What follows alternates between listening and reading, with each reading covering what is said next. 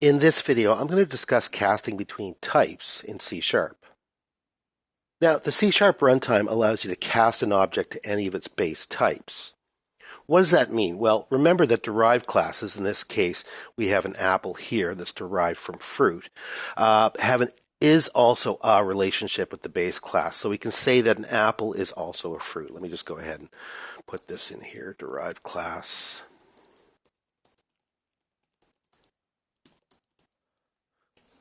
And here we have the base class. In the case of the base class, you can think about this as being the top of the heap. So effectively, it's the top of the hierarchy.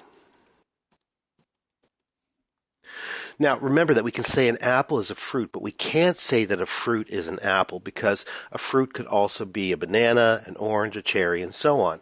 So in C#, we can cast any object to its class. Let's go ahead and take a look. I'll add a line in our main method and do this. I'll use the apple object first, which is the derived object, with the variable named apple, and then new, again the apple object, and then pass our parameters along.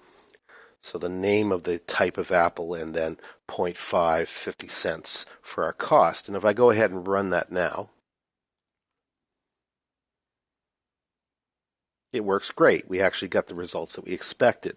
But I can also do this. I can say fruit apple equals new apple.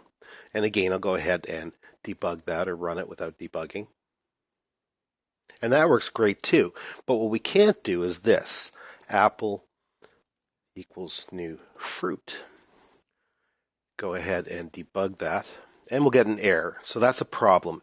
And the reason it's a problem, and if you can think about it this way, here we're trying to say that a fruit is also an apple, which doesn't logically work because fruit is a more general classification and apple isn't a specific quality that defines a fruit. Fruit could be, again, an apple, an orange, a banana, or a cherry.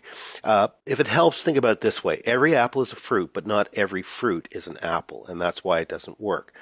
Now, with casting, we can also do this. I'll go ahead and just get rid of this line. Actually, maybe I'll just change this portion right here.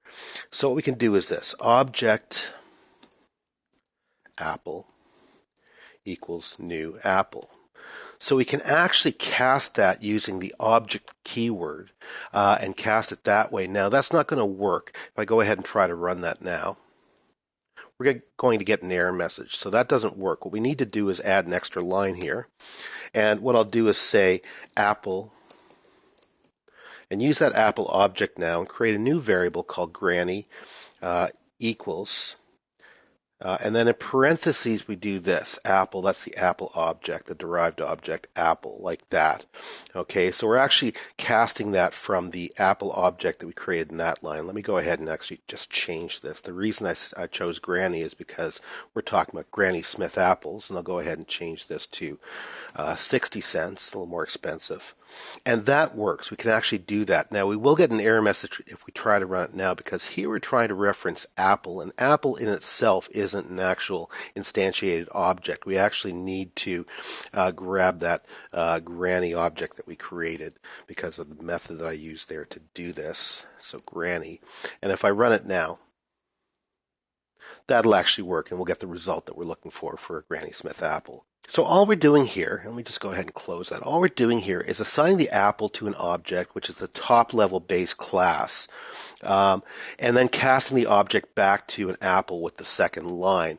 So remember, we've got our top level class here for fruit, but object is actually higher than that. It's the very top level that you can reference in C#.